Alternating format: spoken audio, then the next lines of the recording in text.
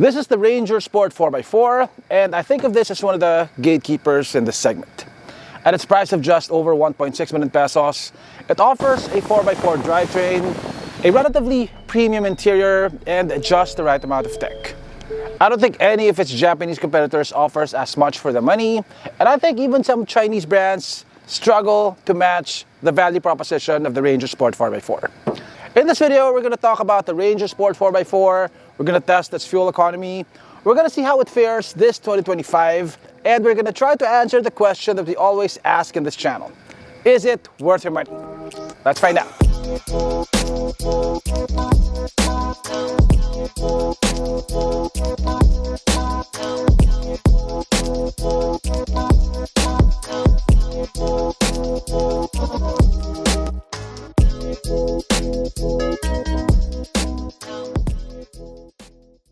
Most legacy brands reserve their 4x4 variants for the top of the lineup, fully loaded and expensive, or place them at the very bottom with a manual transmission and bare bones features.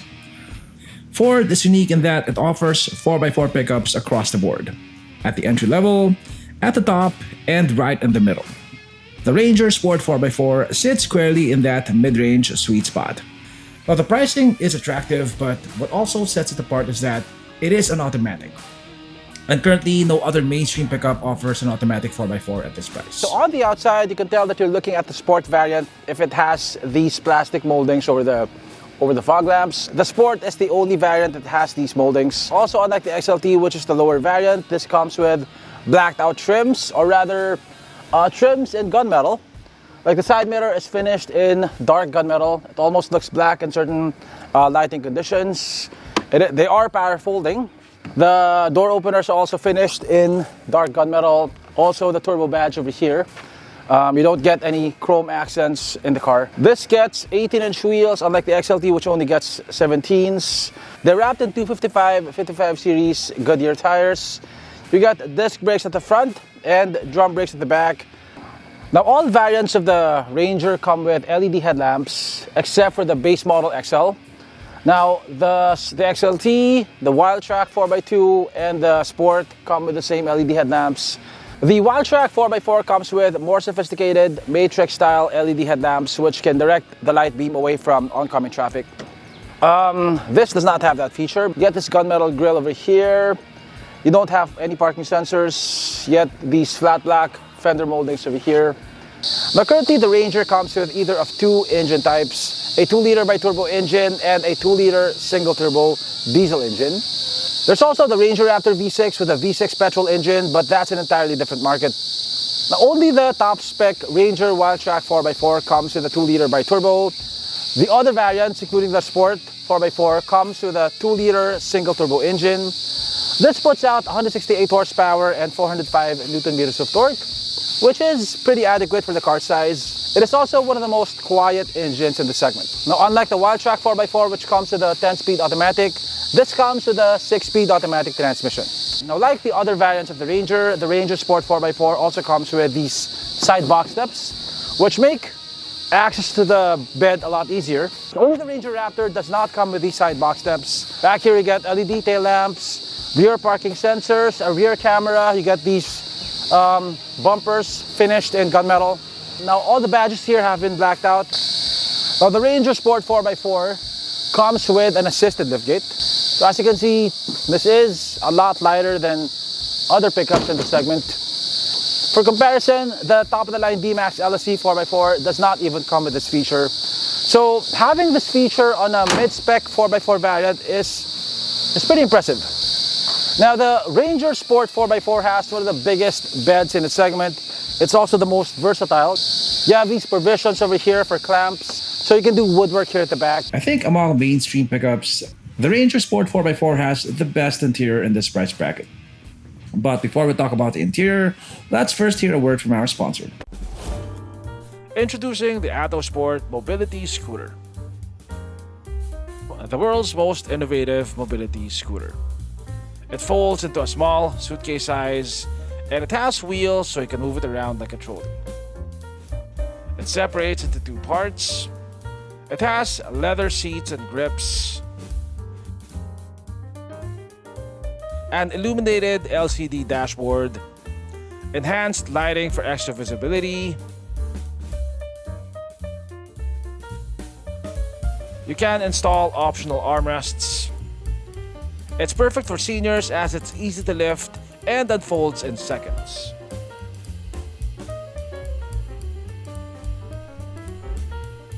It has a maximum speed of 10 kph, shock absorbing flat free tires, high ground clearance, advanced braking system, be free to travel anywhere, land, sea or air.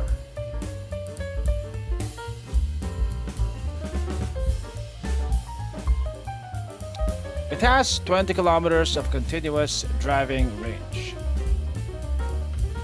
Engineered with flair, designed with passion for performance.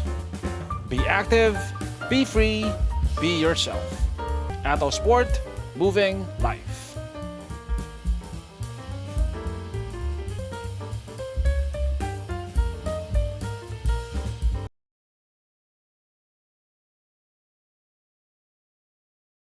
Now this is a mid-spec 4x4 variant, but I think this beats some of the top spec 4x4 variants of its Japanese competitors. It looks modern. I wouldn't say that it looks premium, but it looks a lot less agricultural than a lot of its competitors.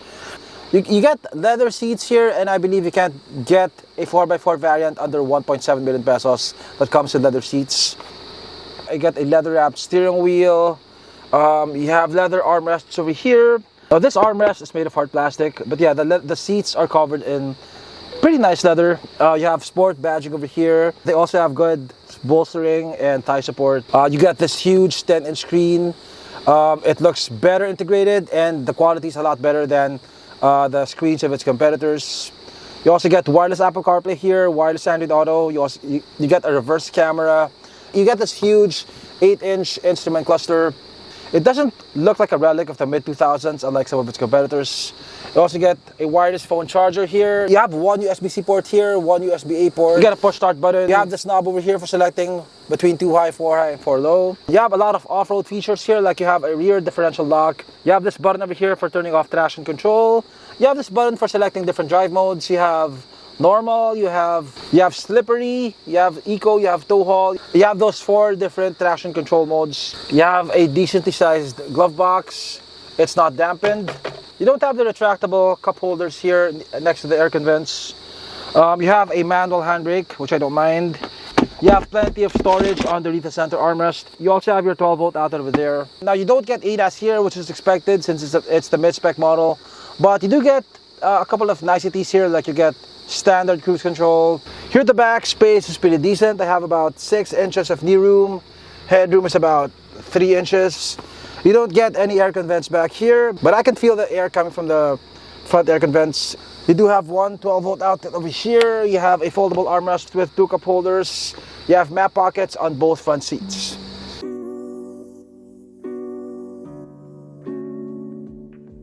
When the Ranger was launched a couple of years ago, it was the most refined pickup in its segment. And now, that is still the case, at least among mainstream brands. Sometimes you forget that you're driving a diesel because it is so quiet inside the cabin.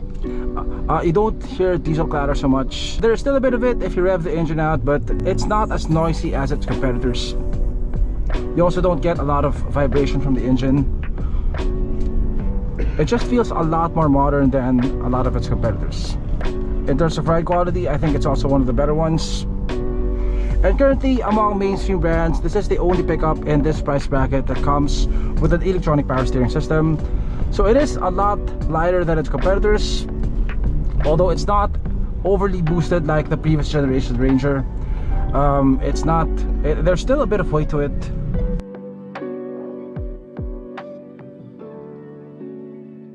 As I was saying, I've tested the fuel economy of the Ranger before, but I've done it using the gauge.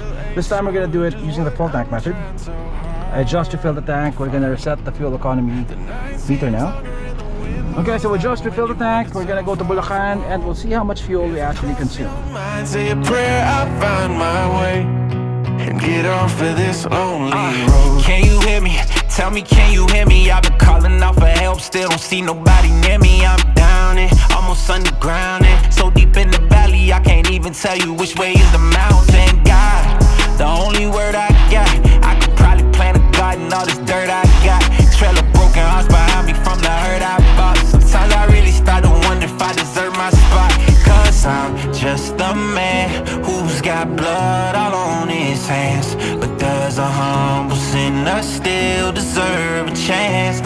Hey, say a prayer for me, I think you would advance. Step by step, I walked 100 miles and I still ain't sure just what I'm trying so hard to find. Let's go. The night seems longer and the wind blows like... Okay, so we've traveled 23.2 kilometers at an average speed of 47 kph. Okay, so according to the cluster, we did 16 kpl from the gas station to this gas station, and we averaged about 17.5 on the highway. Now we're gonna test how accurate this is by filling the tank right now. Full tank, automatic lang, diesel.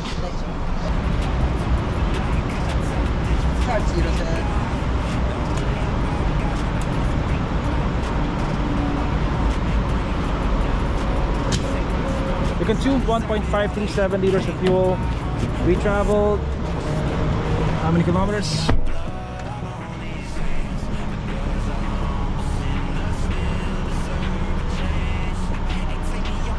We traveled 23.3 kilometers. So that is 23.3 kilometers divided by 1.537. That's 15.1 kilometers per liter. So it did about 15.159 kpl, which is not bad, especially considering that there was a bit of traffic going to NX Balintawak. It's also pretty close to the fuel consumption displayed on the cluster, which was 16 kpl, a 5.5% difference. Pure highway consumption according to the gauge is 17.5 kpl. If the actual consumption is lower by the same amount, that is still 16.6 kpl, which is still pretty good for a 4x4 pickup. Now, I have reviewed every variant of the Ranger, including the 2024 Sport 4x4. There is no difference between the 2025 and 2024 models. But there is a new special edition Sport variant, which is basically a Ranger Sport with a sport bar, retractable cup holders, and blacked out accents. Now that one sells for just a bit more money. Now, if you want to see how the Ranger performs off-road, I have a couple of videos on the channel, which I'll link in the description below. The Ranger Sport 4x4 sells for 1,624,000 pesos. In terms of price, it's actually competing with the mid-spec 4x2 models of mainstream brands.